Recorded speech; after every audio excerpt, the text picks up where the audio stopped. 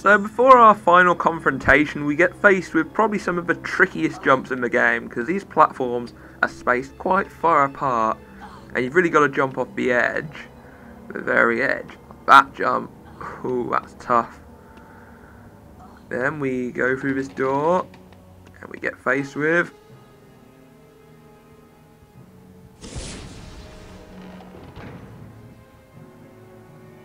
Quirrell. Be meeting you here, Potter.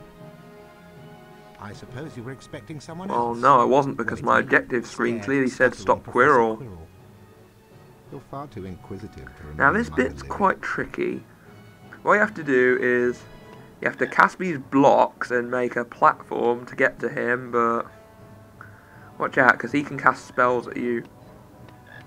Like, there, he shoots killing curses.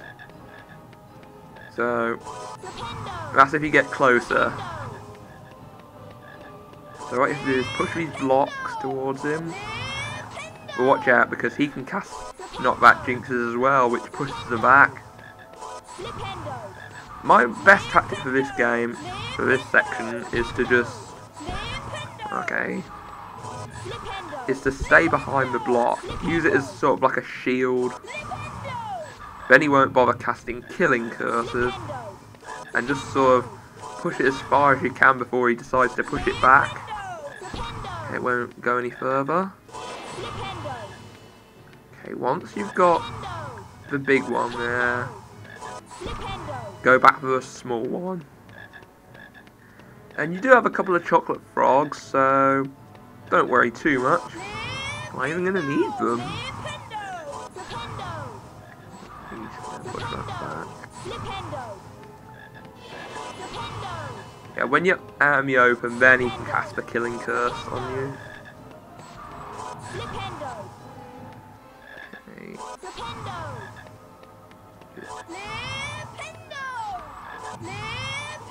Come on, nearly there.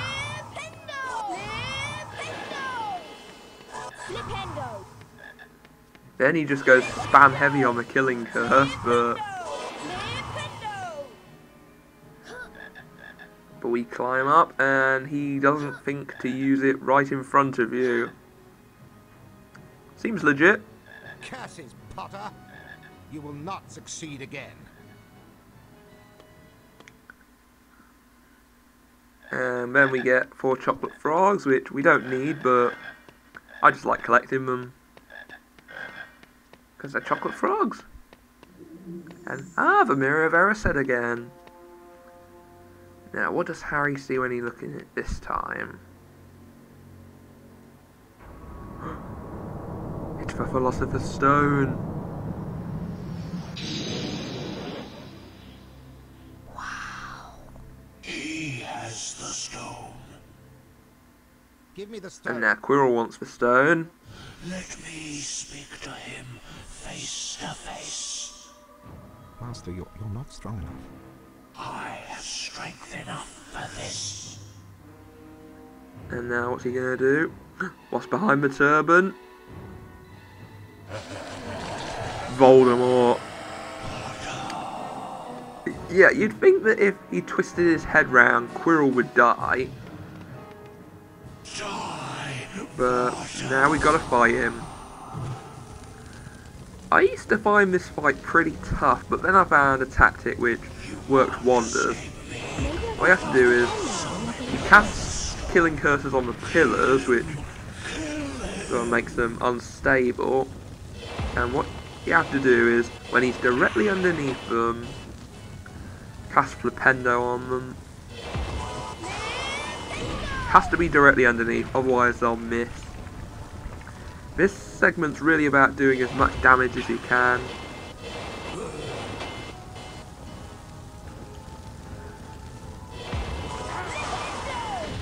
There we go. Hand over the stone. All working well so far.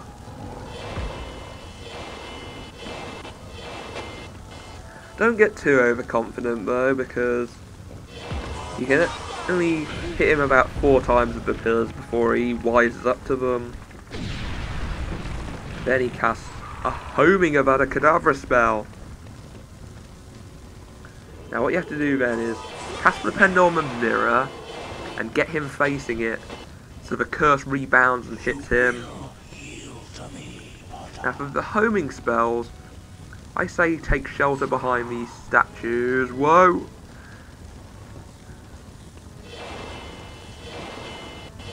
Yeah, see, they can take hits before...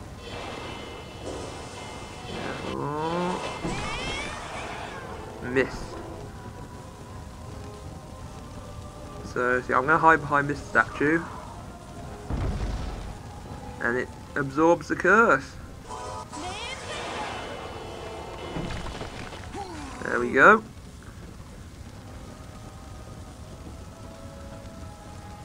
Another couple of hits and I should be done.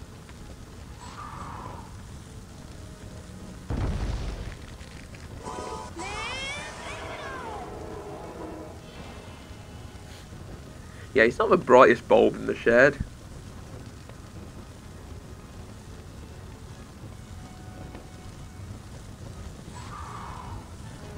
Yeah, another case of the student being smarter than the teacher and Voldemort.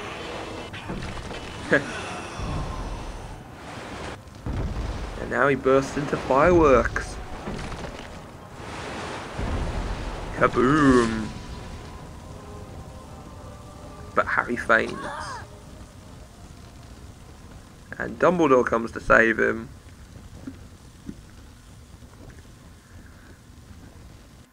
Dumbledore smiled. What happened down in the dungeons between yourself and Professor Quirrell is a complete secret. Well, if his definition of complete secret is the exact opposite of what a secret is, then yes. The stone had been destroyed, but Harry remained fearful that its loss would not prevent Lord Voldemort's return. Dumbledore Now, if you were able to collect all 24 wizard cards and get 250 Bertie Bott's every flavour beans, and defeat He Who Must Not Be Named, like it said on the itinerary for the final wizard card, then you get an extra bit. So this is like the good ending. Said Ron finally. Harry nodded and wished it good riddance. Then Ron produced a brand new famous Witches and Wizards card from his robes and handed it to Harry. You've got the whole set. Yep, we've got the whole set. Harry was stunned. Harry made his way down to the end of the year feast alone that night. The Great Hall was decked Slytherin won the House Cup, unfortunately. To celebrate Slytherin winning the Well, House Cup. Harry tried his best. None of the other house helped him out, I can say that much for a When Harry fact. entered, there was a sudden hush. He took a seat between Ron and Hermione, trying to ignore the stares of the other students. The House Cup, announced Dumbledore, is awarded to the team with the most house No points. shit, Sherlock. At the moment, that would seem to be Slytherin. A storm of cheering and stamping broke out from the Slytherin table. However, continued Dumbledore, in Because recognition Harry of Potter Mr. saved Harry not only Potter's the whole pure school, nerve and but the outstanding rise of Lord courage, Voldemort, I award and because his name's in the Gryffindor title, he gets 60 150 house points. Now he only gets 60, really. Harry's table erupted with cheers and applause. The additional point had won the House Cup for Gryffindor. It was the best evening of Harry's life.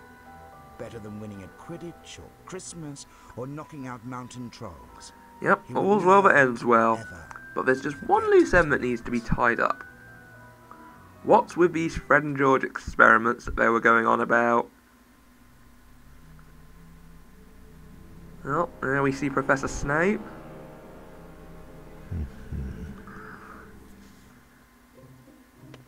Oh, there's the tricksters.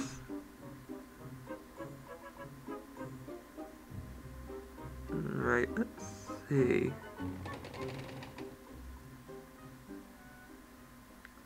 So Snape enters his office. Then a bean? How suspicious. And oh, the cupboards are opening and beans are flooding out. And out of the cauldron as well. It's an avalanche of beans.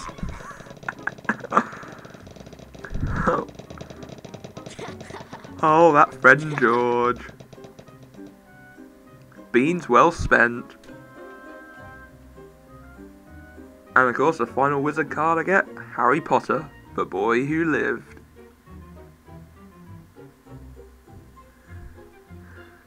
Oh man, it was so worth seeing that ending. Anyways, that's the first Harry Potter game for PC. What do I think of it, playing through it again? Well, I do think it's a pretty decent game. However, I definitely enjoyed it a lot more when I was younger, and like more into Harry Potter and that. Playing back on it now and looking at it from a more critical point of view, it does have its shortcomings. I mean, for a game which is like could be really open, like have good secrets to explore, it doesn't really fully utilise that.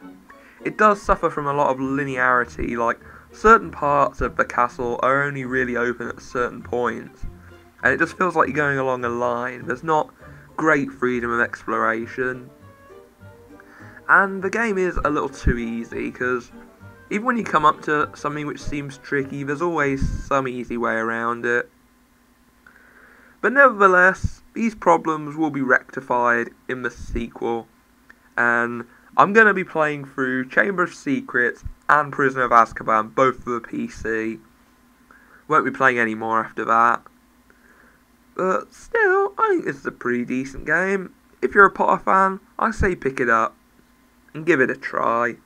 It's probably my favourite of the Philosopher's Stone versions. I like it better than the PS1 version and the GBA version. I've never played the PS2 version. Don't really think I'd want to either. But still, thanks for watching my Harry Potter playthrough. This is Shadsoft11 out. See you on Chamber of Secrets.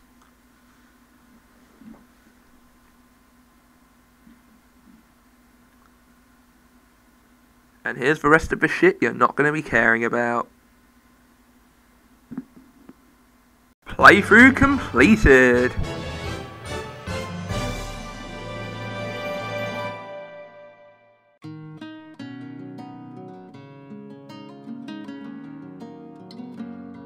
Awesome! That's how it's done!